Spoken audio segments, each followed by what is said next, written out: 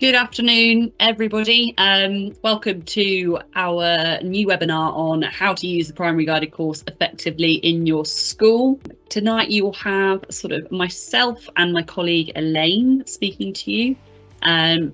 We've both sort of been with Languagenut quite a long time now. Elaine's our Director for Education and she has a huge amount of teaching experience. And I'm Head of Content here at Languagenut. I'm going to be with you here for the first sort of 5-10 minutes, and I'm going to be handing over to Elaine.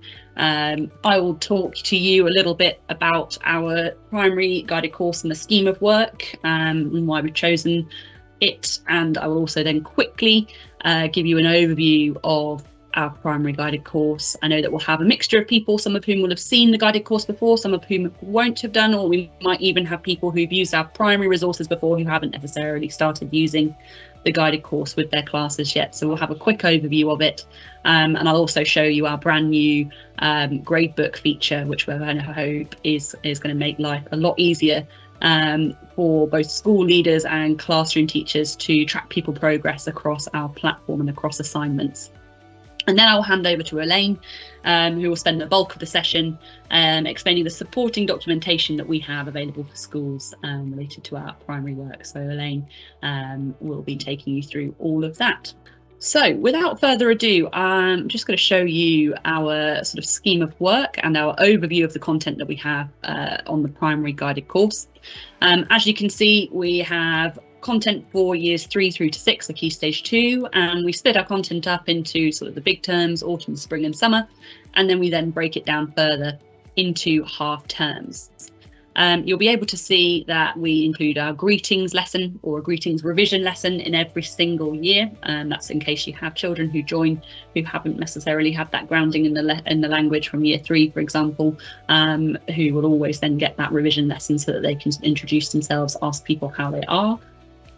We also make sure that we include cultural lessons, often at the end of a large term, but we do have them sort of woven throughout the course as well. So you can see we'll do food and drink and French menus in year 4. We do a whole module on Francophone countries in year 5, and the same goes for Spanish as well. But we then do have sort of standalone cultural lessons for you to do with children towards the end of those big terms. And then we also always include some form of project, which usually lasts a couple of weeks at the end of sort of each summer term, in which students can bring together everything that they've covered throughout the year.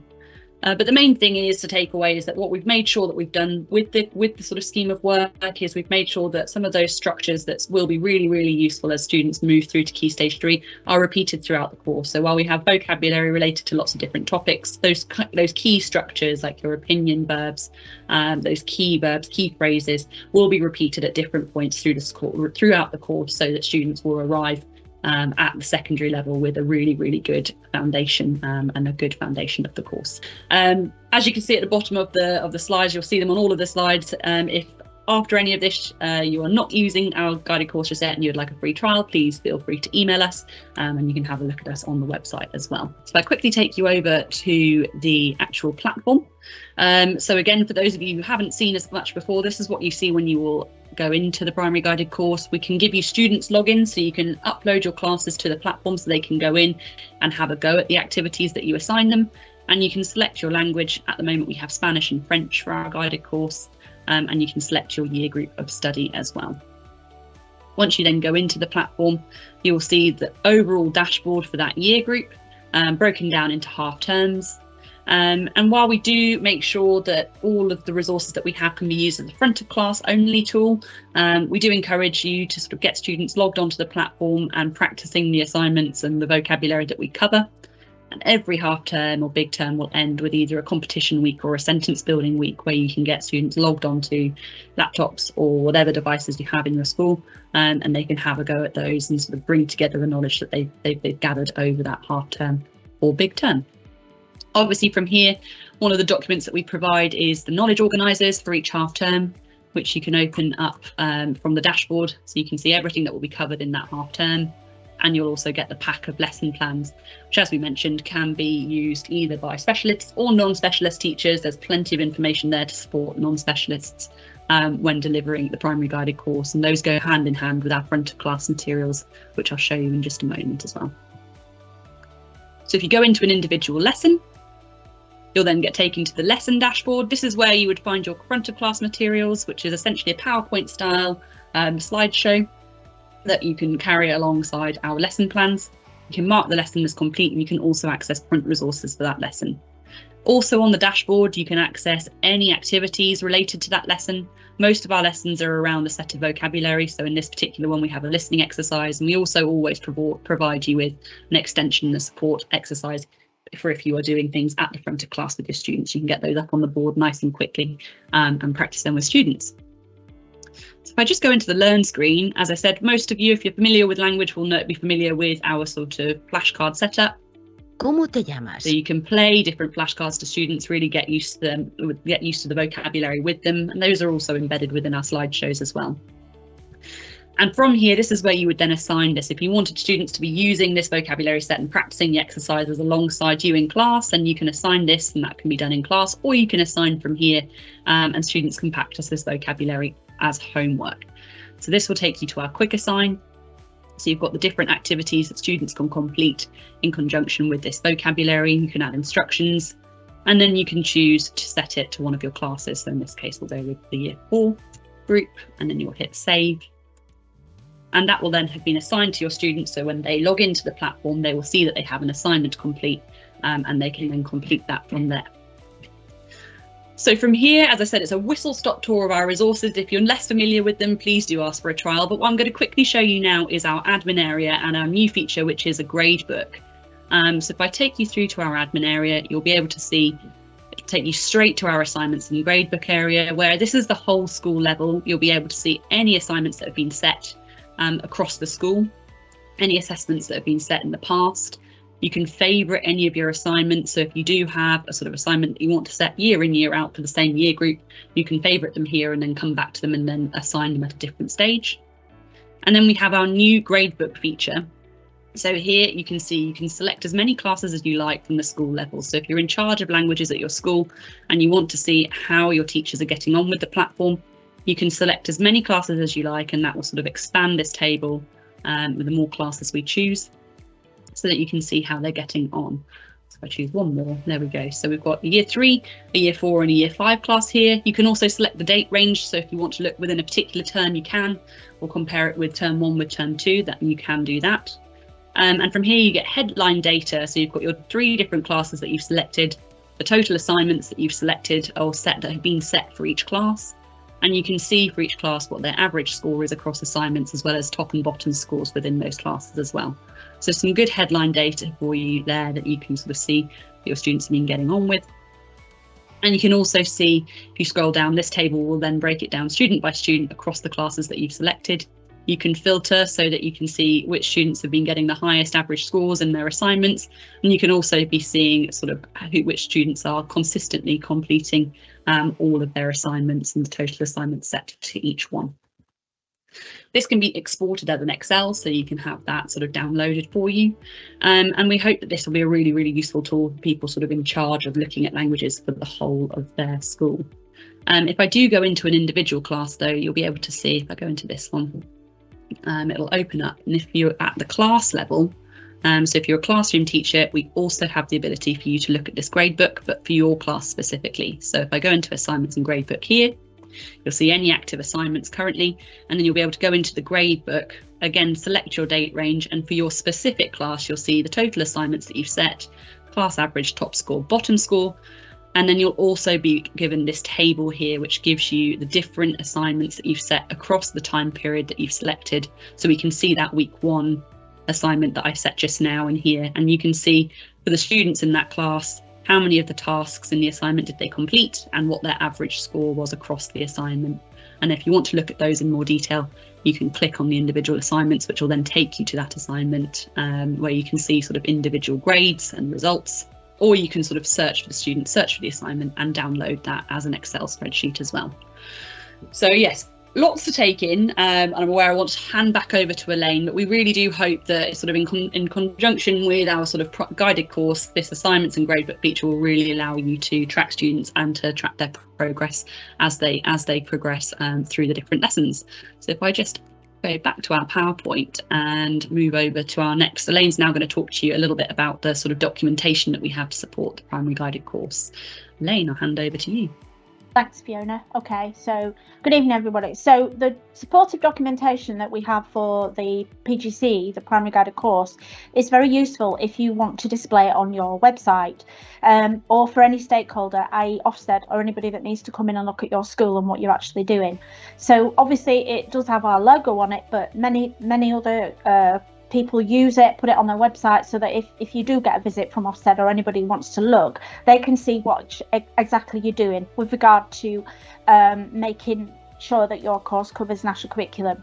So the first document that we have is a 5-page alignment document, and it basically takes each aspect of the national curriculum at Key Stage 2 in turn, and it shows you how Languagenut, our course, addresses each of those actual aspects. I've put 3 sort of small screen grabs there, but we do have 5 altogether, just for the sake of this thing tonight. I didn't want to make it so tiny that you couldn't read it. So what I've done is I've pulled out a few of the main headlines from the national curriculum document, and I'll just talk in really brief things about what it actually shows that you can use to show that you're covering national curriculum. So we've got the substantial progress and that you're secondary ready. I mean, the PGC covers topics in depth and not superficially, and you can actually go into depth if you want to with some subjects, as Fiona with some topics. As Fiona mentioned, the lesson plans do contain lots of extension, lots of challenge activities and suggestions, and we also have lots of other verbs and lots of extra grammar on our platform, which you can then dip into if that's what you feel you want to do. It contains a lot of the high frequency language, a lot of the grammar, a lot of the phonics, and a lot of the vocab that any child will meet when they go to secondary school, and depending upon whichever exam board they're going to be being taught at their secondary school in year 7 and onwards, and any course book, the course that we have will provide a natural progression onto that and allow them to hit the ground running with whatever they're being taught in year 7.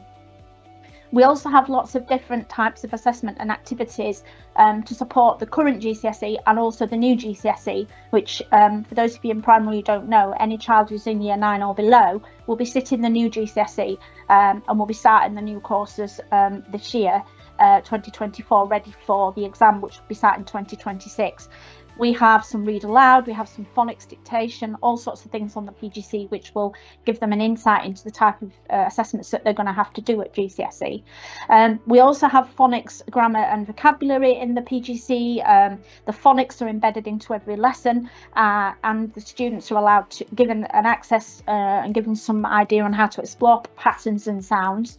Obviously the grammar is very extensive and is actually introduced within context rather than just randomly, and then it's revisited on many occasions throughout the 4-year course that we have. And obviously vocabulary is important, and again that is you see the vocab repeated many times throughout the course. The scaffolding and modelling, all the 4 skills are covered in equal measure during the actual 4-year course that we have, and everything is scaffolded. The lessons provide stepped approaches on how to actually deliver the actual content of the lesson. And as Fiona mentioned, it's great for non-specialists because it takes them by the hand and explains in detail on how they can deliver the course. There's lots of stretch, there's lots of challenge, there's lots of templates in there. So the students have got plenty of chance to practice the actual language before they actually have to make it themselves and actually produce their own. And we, as Fiona mentioned, we have lots of sentence builders on there, so that gives them that kind of like scaffolding, and it models the language before they have to do it, which the national curriculum is really keen it to happen for those students. The national curriculum also focuses a lot on communication. Well, that's at the heart of all the content for us on the primary guided course.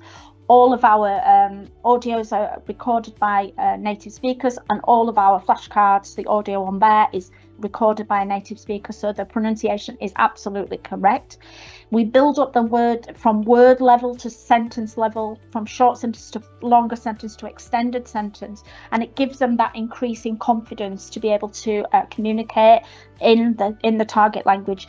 And as Fiona mentioned, we have some presentation projects, and she showed you that in the overview review. So that allows the students to present individually whatever they have to present after a few lessons. All our resources are authentic. We have a variety of them, and obviously interactive. Lots of opportunities for students to join in and respond, whether that be front of class or whether that be individually when they're working on their own computers or devices. And then obviously we've tried as much as possible to revisit the vocabulary on many occasions throughout the 4 years, so that it gives them that opportunity to have it in their memory, to keep revisiting it and retrieving. And through our Learn Practice quiz on all of our exercises, that's easy for them to see, and they can revisit as many times as they want. Okay, so that's how it hits the national curriculum. And move across to the next slide for me, please, Fiona, which deals with Ofsted. Now, we all know that Ofsted framework was updated at the beginning of January. There's been a bit of tweaking with the wording, and our document that we have at the moment has been updated, and we're just putting the finalised touches to it now for the January framework. But this includes all the rationale. So obviously, if you're asked to, say what is the rationale behind the course that you've chosen, what are your aims, our document will clearly talk you through that. Less done well is more, often more. It's very clear. The programme of study is very coherent. It's been developed by teachers. It's very much about what is helpful for a child in the classroom, what is helpful for the teacher to do to ensure that that child makes progress. It covers national curriculum in full, and it's ambitious and rigorous, and it contains lots of the high frequency vocabulary, and it's a gradual extension for students to progress to the next level. So the progression is very logical, moving on to the second bullet point, and its sequence and the components in the actual lessons are broken down, and it carefully and explicitly explains the vocabulary that you're going to teach, the phrases that you're going to teach, and the grammar, as well as maybe any culture that's in there as well. So that's all been carefully mapped out. We've clearly tried to avoid teaching introducing too much language at once, because that does affect the students' progression. And we have lots of games which enables them to commit the language to memory. And the admin area, as Fiona mentioned, the grade book allows you to see any areas where your pupils need to revisit. So, for example, identify any misunderstandings which will inform future teaching. So you'll be able to see from the scores that the students have got in your class where you maybe need to put the focus. Knowledge organisers and the content map, again, are really great to put on your website, and they're embedded into the scheme of work. So anybody who wants to know can see what they've learned, what's coming next, and when it's actually happening. So you can see the progress that they're making throughout the scheme of work and throughout the vocabulary.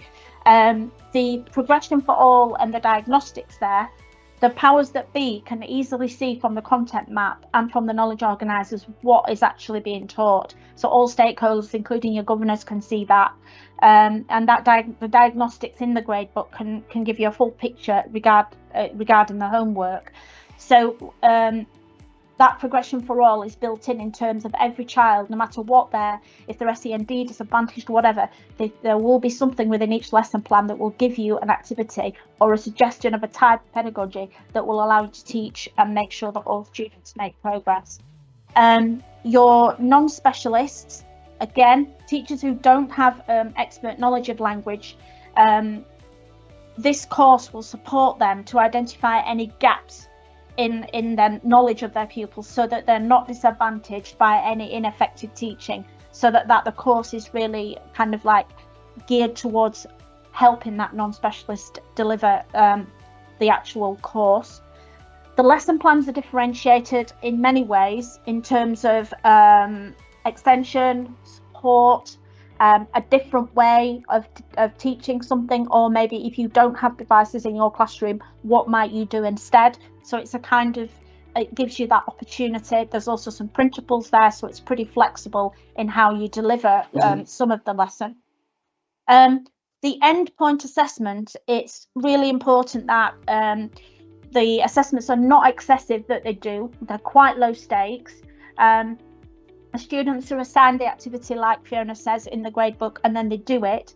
So the endpoint assessment that they're going to be assessed on is clear, so that you can see what the curriculum is building towards, and you can see that within each section of our term of lessons, and also you can then it just makes it very obvious now with the gradebook as to how they've done at the end. And obviously with Ofsted being really keen and staff really keen retention to keep your staff in schools and retain your staff, teacher well-being is really important. So the fact that everything on the platform is marked, everything on the platform, it will then give you feedback to your students, and it comes through in that gradebook. It's giving your teachers that extra time not to have to spend hours poring over books. And our customer support team and our webinars that we run will also give your staff ongoing professional development. If you have any questions at all about the PGC, anything that you want to expand a little bit, you want to know a bit more on how to teach it, you only have to contact us and we will give you that support as part of your package. Okay, and I think the last slide, Fiona, moves on to this. Now, those of you that might not have seen this, this small little document that's in colour is in the public domain, and it's the aid memoir that primary schools inspectors use when they go in to look at languages. Now, this may well have changed since I saw it before Christmas. It was banded about last summer, and it's been all over social media. If you've not had it, I can send you this because I've got it. Whether it's changed or not, I don't know. I haven't seen an updated one, but it's got a very concise kind of list of what they're looking for when they come in. So it talks about these 6 bullet points here. And just very briefly, when you're talking about the curriculum, you're talking about being able to show what the 3 pillars are. So phonics, grammar and vocabulary. And it's talking about revisiting and, committing to memory so that they can see at a glance what you're teaching. And with our programme of study, with our overarching big table that we have, again, that can be put on the website. But in actual fact, that does give you that kind of like, this is what we're teaching. This is how we're teaching it. So it's all there for you to show when anybody who wants to see it. Talks a little bit about pedagogy. Within our lesson plans, there's lots of different relevant strategies of how you can deliver things. It's not overloaded. Each lesson is fairly focused. It's within a particular time frame, and it covers all the 4 skills. In terms of the assessments, I've talked a little bit about the end assessments are directly related to the content to assess what they're learning. And in the admin area, you can see what each pupil has learned. We have a competition week in each half term, which allows you to, see how they're getting on. And you can reassign the same assignment in case you need to give evidence, so that students, if you're asked, how do you know that children know more and remember more, you can see from these assignments as to if they did it the first time, what they did, how they scored, the second time, the third time, the fourth time. You can set the same assignment, give it a different heading, and you can see that progress over time. The culture, obviously, we have a lot of every lesson has a cross-curricular link within it. And I know there are some schools that use the primary guided course. It might teach French, but in Spanish, they're using it as an after-school club. So again, it could be something that you use, or vice versa. It could be something there that you use within your school. The systems there are more to do with being able to support teachers and how does Languagenut support the systems of the school. What happens about professional development? Does it give any extra training? And obviously our product does. And then the policy is more about transition. So what is the transition like towards primary school? Well, if you've done Languagenut, you can say, this is what we've covered. Just give them a scheme of work, give them the vocabulary and knowledge organised, and that will allow you to hand that over to the primary, from primary to secondary for your transition. And the very last thing I wanted to mention is the Language Curriculum Research Review. And again, we have a document here. The Language Research Curriculum Review, if you didn't know about it, was published in June 2021.